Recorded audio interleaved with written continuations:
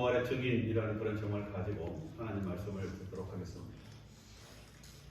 자, 여러분, 성경에는 기독교의 많은 역사적 사건들이 소개되고 있습니다. 자, 여러분, 그 중에서 우리가 중요한 역사적 사건을 든다라고 한다면 당연히 메시아이신 우리 예수님께서 이 땅에 오신 것, 당연히 예수님의 출생이 또 중요한 역사적 그 사건이 되지 않겠습니까?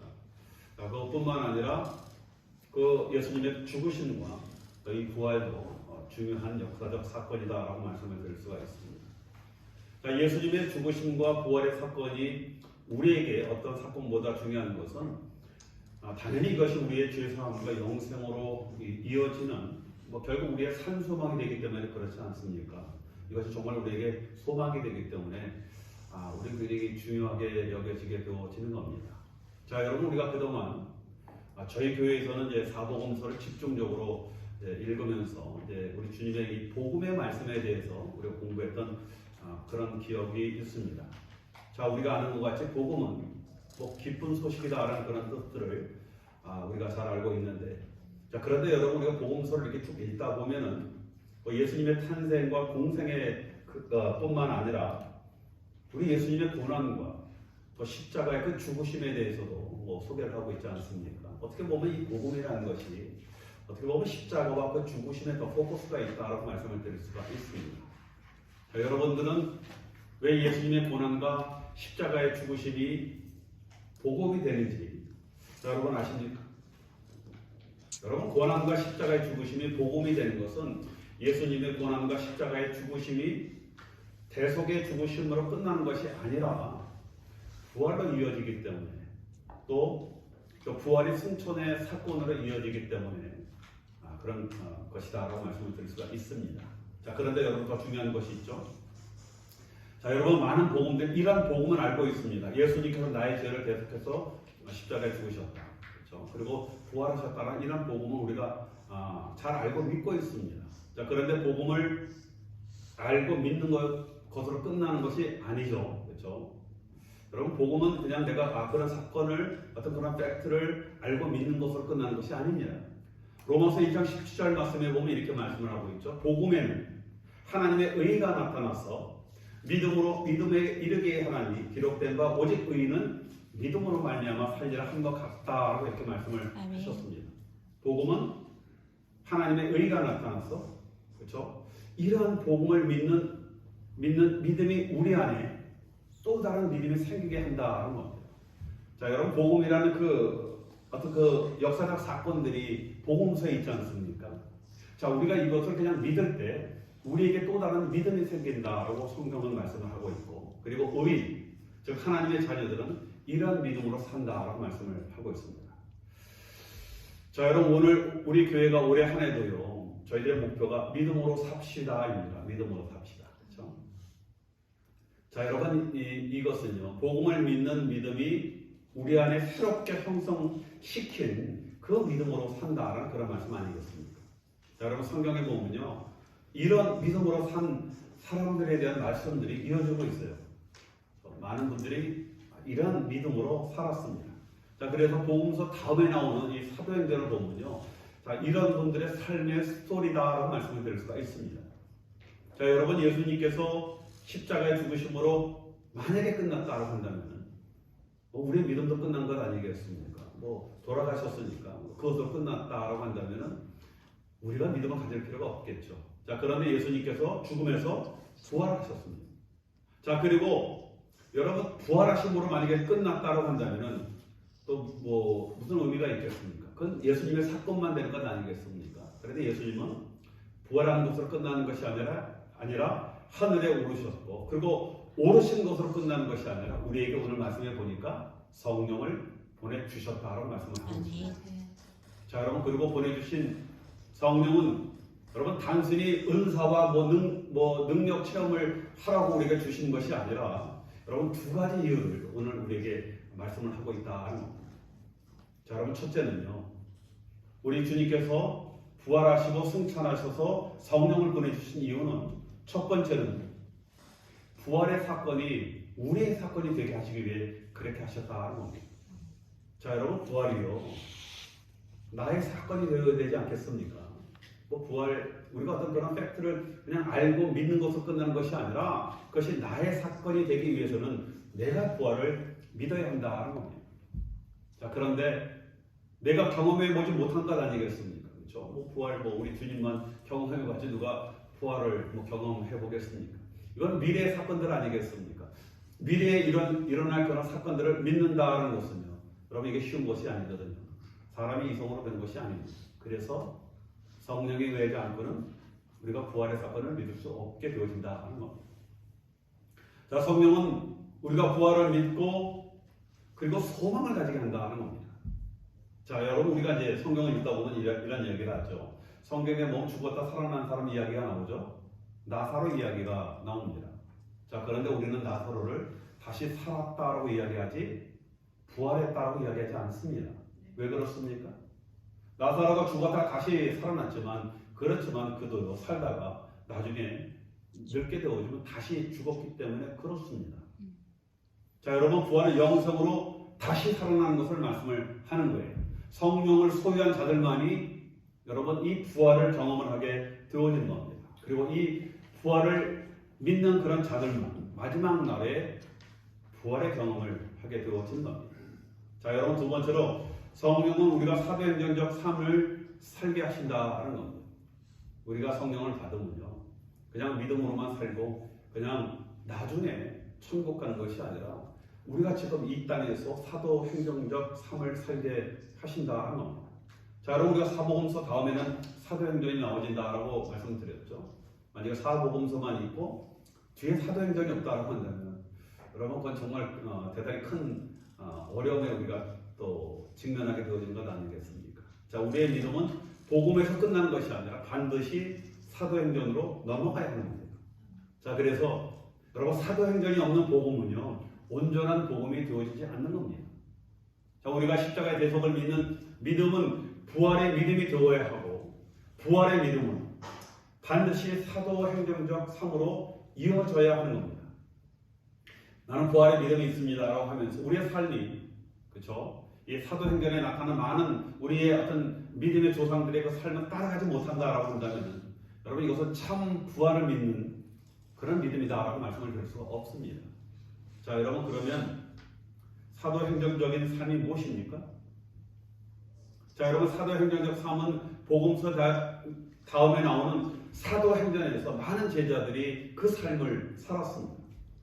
사도행전은 예수께서 승천하시기 전에 마지막 명령이신 지상 명령을 성취하는 제자들의 증인된 삶의 행진이다라고 말씀을 드릴 수가 있습니다. 자, 여러분 28장 보면은요, 지상 대명령이 나오죠. 자, 우리는 이것을 대부분 그냥 선교적 명령 이렇게 알고 있지만, 자, 여러분 이것은 하나님의 언약을 완성하시기 위한 마지막 명령이죠. 여러분 하나님의 언약, 그렇죠? 자, 그래서 사도행전적 삶이란 증인으로서의 삶을 사는 것을 말씀을 하는 겁니다. 그래서 오늘 부활절을 맞이해서요, 우리는 예수님의 부활을 기뻐하는 것, 이것으로 끝나는 것이 아니다는 겁니다. 이 부활의 사건이 우리들의 사건이 되어진 그런 사람들은 반드시 증인된 삶을 살아야 하는 겁니다. 아멘. 자, 여러분 이제 증인된 삶을 살자 이런 말이 나오면요, 은근히 마음에 좀 걱정이 생기죠. 그렇죠? 제가 청년 때만 해도 친구들 중에요, 나는 어느 정도까지만 예수의 제자로 따를 것이다 라고 말하는 그런 친구들이 있어요. 그러니까 예수 적당히 믿겠다 그 얘기 아니겠습니까? 왜 그러냐면 제가 청년 때 그때 뭐 한국의 대부분의 많은 청년들이 성교에 대한 큰 열기와 봄이 있었거든요. 그래서 이 친구들이 걱정하는 게 어느 날 갑자기 우리 하나님께서 얘야 너 어느 나라 선교사가 돼서 선교사로 나가라 이 말씀을 하실까봐 그게 두려워서 그렇게 적당히 믿는다 그런 우스운 이야기를 하는 친구들이 있었습니다. 자, 여러분 우리 하나님은요, 우리가 원치 않는 일을 절대적으로 억지로 하시는 그런 분이 아니에요. 걱정하실 필요 없습니다. 자, 여러분 빌립보서 2장 13절에 보면 이렇게 말씀을 하셨죠. 너희 안에서 행하시는 이는 하나님이시니 자기의 기쁘신 뜻을 위하여 너희로 소원을 두고 행하게 하시니라 이렇게 말씀을 하셨습니다. 그렇죠? 하나님은 우리를 억지로 하게 하지 않고 나중에는 우리 입으로 스스로 고백을 하게 하는 겁니다.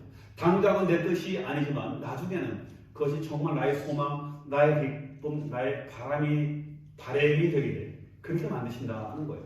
그래서 나중에는요 마음에 불이 붙어서 하지 않으면 안달나게 그렇게 하는 것 아니겠습니까? 저도 처음에는 목사 되는 게 이렇게 싫었습니다. 그렇죠? 하나님을 제 뜻 아닌데요. 그런데 하나님 억지로 하시는 것이 아니라 점점점 제 마음에 변화를 갖게 하는 거예요. 나중에는요 정말 이 목사 이 신학교 떨어질까 봐 걱정하고 결혼 못할까 봐 걱정하고 또 하나님 앞에 정말 제대로 된 종으로서 살지 못할까 봐 이런 그런 그 마음속에 불을 붙여주시는 그런 스스로 행할 수 있도록 그렇게 만들어 주셨다는 겁니다. 자 여러분, 우리가 죄인된 삶을 산다는 것은요 꼭 사명자로 그 삶을 살아야 한다는 것을 말씀을 하시는 것이 아니에요. 그래서 어떤 분들은 선교사로 나가야 하는데 하는 그런 마음의 부담을 가지시는 그런 분들이 있습니다. 실제적으로요 제가 여기서 만나면 그런 부담을 말씀하시는 분들이 많이 있습니다. 저는 선교사를 15년 생각해봤기 때문에 그런 말 들으면요 도리어 제가 답답해집니다. 그렇죠? 그런 분들이 그 분들을 무시해서 하는 얘기가 아니라 선교지로 나간다고 그렇게 도움이 되는 것이 아니거든요. 기술이 있습니까? 복음을 효과적으로 전할 수 있는 그런 배움이 있습니까? 물론 하나님 도우시면 하겠지만 나가서 뭐 하게? 그렇죠? 자 여러분, 증인된 삶을 산다는 것은 여러분들의 삶의 현장에서 행하는 것을 말씀을 하시는 겁니다. 우리가 적극적으로는 복음을 전하는 것이죠, 말로. 그렇죠? 그것뿐만 아니라 우리의 삶을 통해서 증인된 삶을 살아가는 것을 말씀을 하신다는 겁니다. 자 여러분, 삶을 통해서 증인된 삶을 산다는 것은요 마태복음 5장 16절 말씀에 보면은 이렇게 말씀을 하고 있습니다. 이같이 너희 빛을 사람 앞에 비추게 하여 저희로 너희 착한 행실을 보고 하늘에 계신 너희 아버지께 영광을 돌리게 하라, 이렇게 말씀하셨거든요. 우리의 착한 행실로 증인된 삶을 살아야 할 것을 말씀을 하고 있습니다. 한 번만 하면 아니 아까는 그렇게 찬양 신나게 하시고 여기는 김 목사가 설교하면 왜 이렇게 푹 가라앉아요? 아멘. 아멘. 억지로 잘 바뀌네.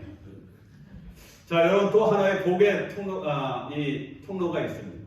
증인된 삶이 아주 중요한 하나님의 말씀이거든요. 또 하나는요 복의 통로가 되어지는 겁니다. 자 여러분, 이것이 증인된 삶이에요. 창세기 12장 2절에 하나님께서 아브라함에게 약속을 하지 않습니까? 내가 너로 큰 민족을 이루고 내게 복을 주어 내 이름을 창대케 하리니 너는 복의 근원이 될지라라고 말씀을 하셨거든요. 네. 여러분, 하나님은 아브라함을 복의 근원이 될 것을 약속을 하셨어요. 그리고 복이 되도록 그렇게 하셨습니다. 주변에 많은 사람들이 아브라함을 통해서 복을 받은 것 아니겠습니까? 아무것도 없던, 자식도 없던 그 아브라함에게 하나님은 부자가 되게 하셨거든요. 부자 그러면 여러분 가슴이 설레지 않습니까? 그렇죠? 자, 부자가 되게 하셔서 주변에 하나님을 알지 못하는 사람들이 그 아브라함에게 주신 그 복을 보고 하나님을 믿게 하시는 하나님의 증인이 되도록 그렇게 하셨다 하는 겁니다. 여러분, 하나님 우리에게 복을 주시거든요. 왜요? 정말 하나님 믿고 예수 잘 믿으니까 하나님께서 이 땅에 주시는 그런 복을 보고 주변에 있는 사람들, 야 나도 예수 믿어야 되겠다라는 그런 마음을 갖게 하셨다는 겁니다. 그것은 여기는 김 목사 말이 아니라 구약 때부터 하나님께서 아브라함을 통해서 이것을 약속을 하셨고 실제적으로 이런 선교적 방법을 하나님께서 많이 사용을 하셨고 지금도 그렇게 하세요. 하나님은 여러분들에게 복을 주시기 원합니다. 이 땅에서 여러분들이 승리하고 많은 사람들이 정말 부러워하는 그런 복된 삶을 살도록 하나님 원하시는 것뿐만 아니라 그런 복을 여러분들에게 주신다라는 겁니다. 여러분, 이것이 증인된 삶이에요. 아멘. 여러분, 증인된 삶을 살기 위해서 하나님 앞에 복받는 여러분들이 되시길 주님의 이름으로 축원드립니다. 아멘. 우리가 증인된 삶을 산다는 것은요 복음으로 생명을 낳는 것을 낳는 것을 말한다라고 말씀을 드렸죠. 또 부활을 믿는 믿음은 증인된 삶을 사는 겁니다. 생명을 낳기 위해 여러분 우리 수고와 노력이 필요한 것 아니겠습니까? 자, 여러분 미국의 홈런왕 베이스 루스가요 1세기 동안 몇 개 홈런 쳤는지 아십니까? 754개의 홈런을 쳤어요. 많은 사람들이 무엇을 생각해요? 홈런 숫자를 생각을 합니다. 그렇죠? 그런데 여러분 이 베이브 루스가요 삼진 아웃 몇 번 당한지 여러분 아십니까? 삼진 아웃을 1330번 삼진 아웃을 당했어요. 이런 어려움과 좌절 속에서도 그 많은 홈런을 쳐낸 사람입니다. 제가 선교에서 사역할 때요 어느 선교사가 모슬림 사역을 잠깐 20년을 하면서 그냥 본국에서 소환이 왔거든요. 나이가 있고 몸도 안 먹었어요. 근데 그분이 가면서 눈물을 흘리면서 이런 얘기를 하죠. 자기가 20년 동안 사역을 했는데 한 명도 결실을 낳지 못했다. 이것 때문에 많이 힘들어하시더라고요.